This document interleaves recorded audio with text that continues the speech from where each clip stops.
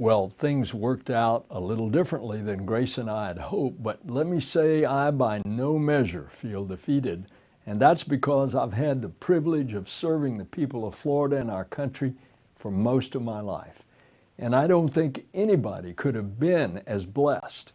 It's been a rewarding journey as well as a very humbling experience.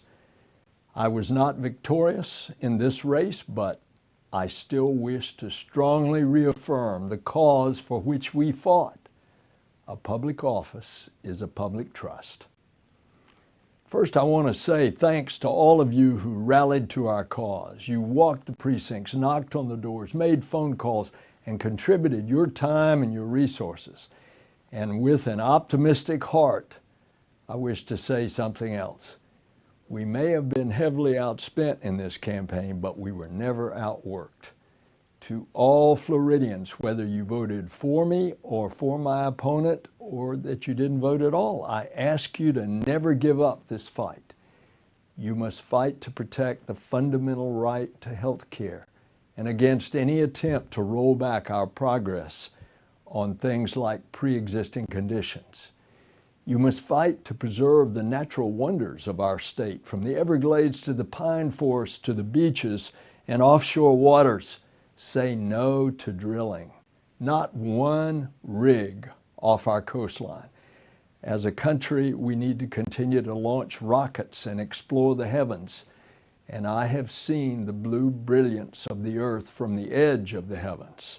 And I will fight on to save this planet, our homes, our cities, from the spreading plague of the greenhouse gases that infect our atmosphere. And it plays havoc with our weather, and it risks the planet our children and grandchildren will inherit.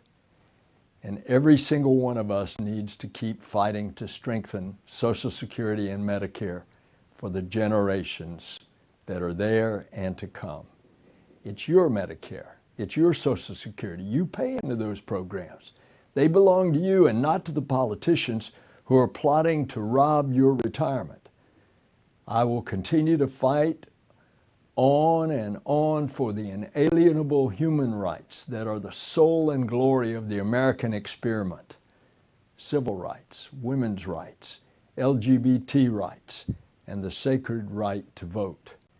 We must end all forms of voter suppression, make it easier for Americans to vote, and honor the ideal that we are governed by the majority and not the minority rule.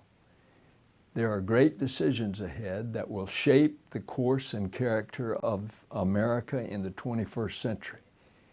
And yes, I will continue to fight hard for what's right, and I will also encourage others to seek common ground with their colleagues on the other side of the aisle. Inevitably at times, that effort will fall short, but we have to try. We have to move beyond a politics that aims not just to defeat, but to destroy, where truth is treated as disposable, where falsehoods abound, and that the free press is assaulted as the enemy of the people. There's been a gathering darkness in our politics in recent years. My hope today can be found in the words of John F. Kennedy, who said, "Civility can guide us through that darkness to a safe and sane future." Thank you all. God bless you, and God bless our country.